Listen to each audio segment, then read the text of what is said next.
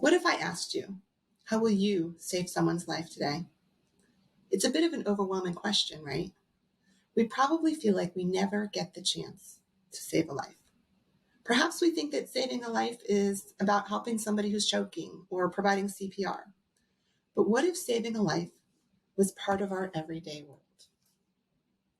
According to the World Health Organization, we're experiencing a global mental health crisis with over 1 billion people struggling with their mental health. Further, the National Institutes of Mental Health estimates that more than 50% of people will be diagnosed with a mental illness in their lifetime. And with numbers like these, there aren't nearly enough behavioral health professionals to meet the need. But truth be told, the majority of people that are experiencing mental health conditions don't access formal services anyway. Research from the National Center of Children in Poverty states that 31% of white children with mental health needs accesses services, while only 13% of Black and Brown children access services to meet their mental health needs. My name is Julie Ratlauer, and I'm a doctor of public health and a licensed mental health counselor. And as a researcher, this is what keeps me up at night. I need to know why so many people are struggling with their mental health, but choose not to access services. And why is this number different based on the color of your skin? More importantly, how do people want to have their mental health needs met?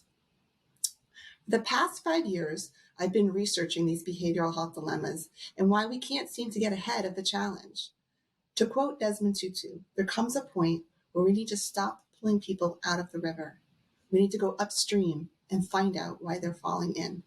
Through my research in this space, I've been trying to figure out why people keep falling into the mental health river. Because these days, the river is overcrowded. This led me down a path to uncover what's not working in our mental health system. I'm sharing my findings with you today because I believe with all of my heart that actually we are the solution to this mental health crisis. So let me take you back to 2020. We were still fresh into the pandemic and tensions were high with protests and the economic downturn. I was conducting a national research study with low socioeconomic African American families of children with mental health conditions. I wanted to uncover what wasn't working and understand their preferences for support. I met many families along the way, but one single mom of 3 teenagers, she touched my heart. We'll call her Frances, and she shared with me some important lessons that shed light on the reasons why families struggling with their mental health opt out of our current behavioral health system.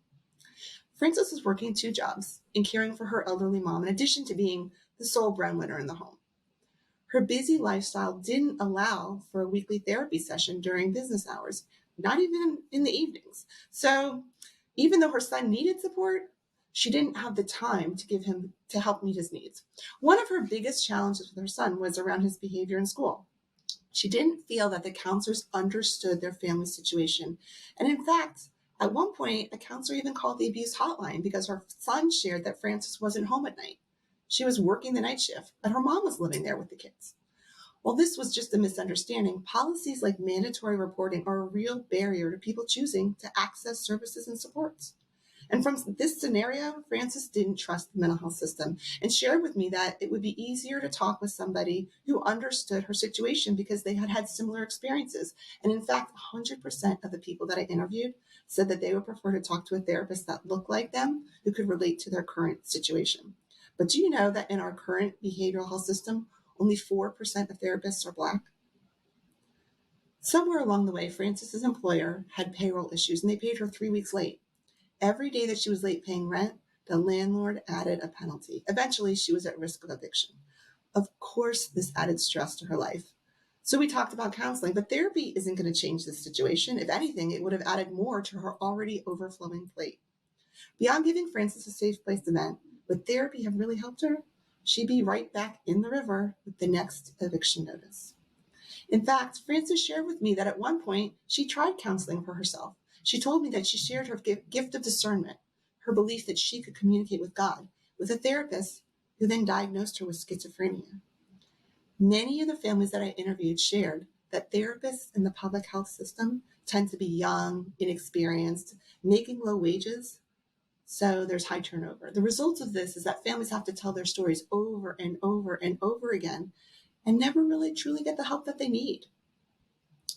All in all, The study revealed that families trying to have their mental health needs met reported that our systems often give them what we have available rather than what truly solves problems for folks. And frankly, after holding space with families that were part of the study, I understand why they're hesitant to access mental health services. These structural barriers in our systems will take years to reverse and in many instances requires policy changes at the federal level. So how do we meet the needs of families now?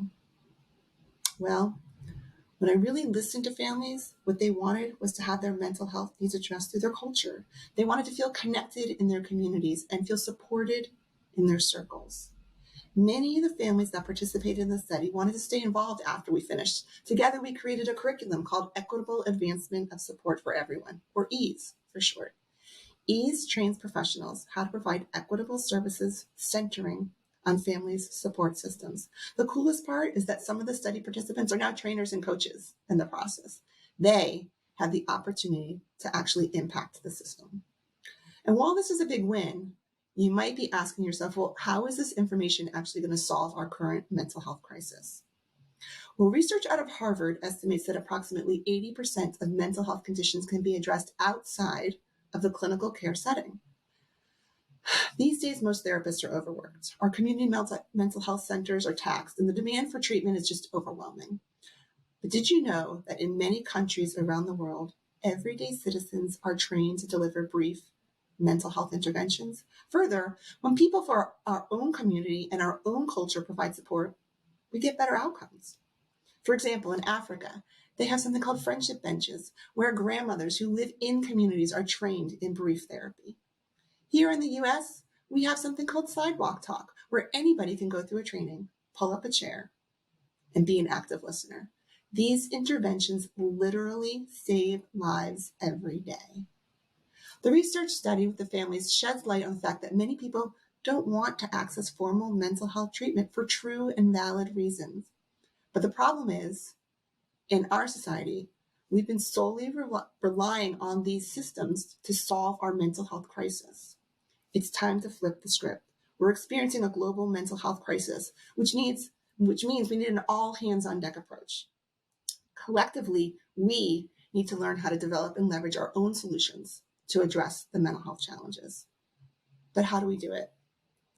Well, my contention is that we focus on something called the social influences of mental health. These influences are based in science, and there's extensive research that each of these social aspects of our lives impacts our level of happiness.